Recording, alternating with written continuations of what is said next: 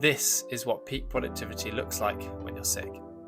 The truth is, the harder you rest, the quicker you recover.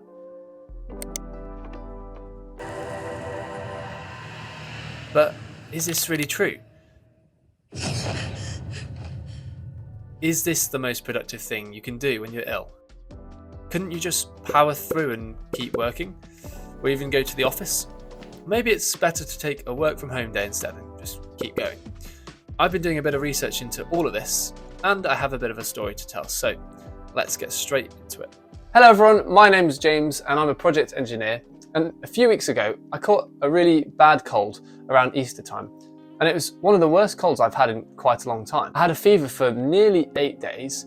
My voice dropped about 20 octaves to the point that I basically couldn't talk anymore. Over those 8 days, I consumed more paracetamol, ibuprofen, Lemsip, Strepsils than I had in the past 10 years combined. I felt awful.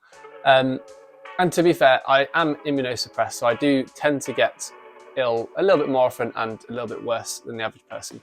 But I have had COVID a few times, and for me, this was way worse. Can you guess how many sick days I took during this time? Only one, and I paid the price because it took me so much longer to recover. So since then, I've been really quite interested in a few questions. Number one, why don't we take off time when we're ill?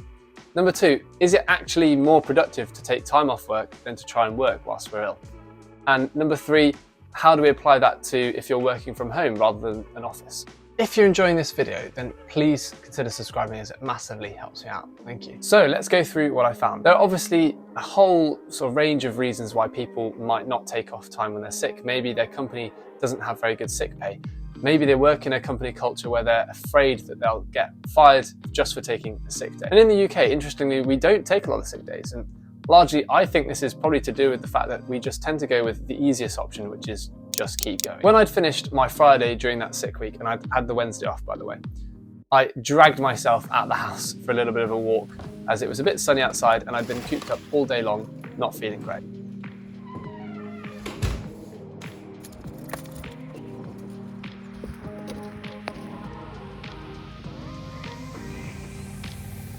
I slowly wandered up to this bench that you can see here and took a seat as I was really not feeling great at the time. And while I was sat down, a lady approached and sort of said, "Oh, do you mind if I join you on the bench?" And I said politely, "Oh, actually, I'm quite ill, so you probably don't want to sit next to me, but I'll move on and you can sit down." And she said, "No, don't worry." And she actually stood a few meters away from me and we ended up chatting for about half an hour. Now, I say we chatted, I sounded completely awful, like I'd swallowed a bag of gravel. To cut the long story short, we obviously spoke about the fact that I'd been ill, and she actually turned out to be a health economist. So she asked me if I took any time off work, and I obviously said, well, yes, only one day though. So she naturally asked me, well, why didn't you take more time off work? I spent a bit of time fumbling around for an answer along the lines of, well, I work from home and I felt like I could get out of bed and there was just too much to do. Now, in the end, she rather directly told me that probably wasn't a very good idea to work whilst I was ill, as my productivity would have been a lot lower. I was likely increasing the amount of time I would need to recover because I was working. And actually, she told me that I was costing the economy by not taking a sick day. Anyway, she was definitely right. I actually had to spend the rest of that weekend just in bed pretty much the whole time recovering because I was still feeling so poorly from the week before. So after this time of sickness and this conversation with this lady, I started to think to myself, is what she said really true? Is it really more productive, especially to the economy, but also to my health and my productivity, to take time off when we're ill? So let me take you through some of the research that I've done into this. Now, if you don't already know, the term we use to describe someone who goes to work even when they're ill is presenteeism. The British Psychological Society has a really interesting article about this called "The Hidden Cost of Working When Sick." So it turns out it is generally quite well researched that if you work in an office and you go to work when you're sick, you're actually costing the economy. The article states, working while unwell is thought to cost the UK economy almost twice as much as absenteeism, which is not being at work when you're unwell. Indeed, a recent study calculated that presenteeism from mental ill health alone costs UK employers more than £15 million per annum. Not only that, if you do go to work when you're feeling sick, particularly in an office, while there might be a few short-term gains, studies suggest that there are actually quite negative long-term effects on your health. The article says, presenteeism can be a major threat to long-term well-being. There is evidence that working while sick is a risk factor for future adverse health events, including cardiovascular disease and mental health problems such as anxiety and depression. I should note at this point that when I was doing some research, there were a few sort of studies and articles that suggested that when you're a little bit ill, and usually what they talk about is being head ill, not chest ill, so you might just have a headache or feel a bit groggy, it actually can be almost a little bit beneficial to work when you're feeling like that. If you wish to see any of the studies or articles that I'm referencing, I'll put them in the description so you can sort of check what I'm talking about. Additionally, some of the research I was doing suggested that a little bit of light exercise can actually help you when you're feeling head ill, as it boosts your circulation and can improve sort of your recovery. However, pretty much all the research I did suggested any kind of intense exercise like sprinting just isn't good when you're feeling ill of any kind. So ultimately, you shouldn't go into the office when you're feeling sick, as you are actually costing the economy more than if you were to take the day off. You're also potentially harming your long-term health, as I've mentioned earlier. And something that I haven't even mentioned yet is that obviously, if you go into an office when you're feeling sick, you're most likely going to be contagious and therefore be at risk of giving other people your virus. And don't even get me started on all the studies that show how quickly viruses can spread in the workplace. Now, the big question for me is, what does this mean for working from home? So I was working from home the whole week that I was feeling not very well.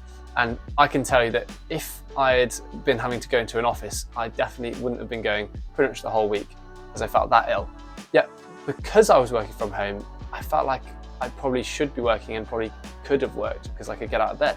Now, I have to be honest at this point. I have done some research into this stuff, but I really couldn't find a lot of evidence to back up kind of my thoughts or really any evidence about being ill while working from home at all. So the disclaimer is that this is purely my opinion now, so feel free to disagree with it and disregard it if you don't find it useful. There is a part of me that wants to say, if you're too ill to go into an office, then you shouldn't be working from home either. However, I also must acknowledge that working from home is a lot more manageable. You know, you just kind of roll out of bed, you can get in your sleeping bag, you can have your tissues by your desk and just be sat up in the next room. Additionally, there is no risk of you giving your virus to your colleagues and therefore costing the company more money. Now, I would argue that if you're working from home and you do a job that certainly requires a lot of thinking, a lot of paying attention, maybe online meetings, then that will cause your health to kind of deteriorate and probably result in those long-term health effects I was talking about.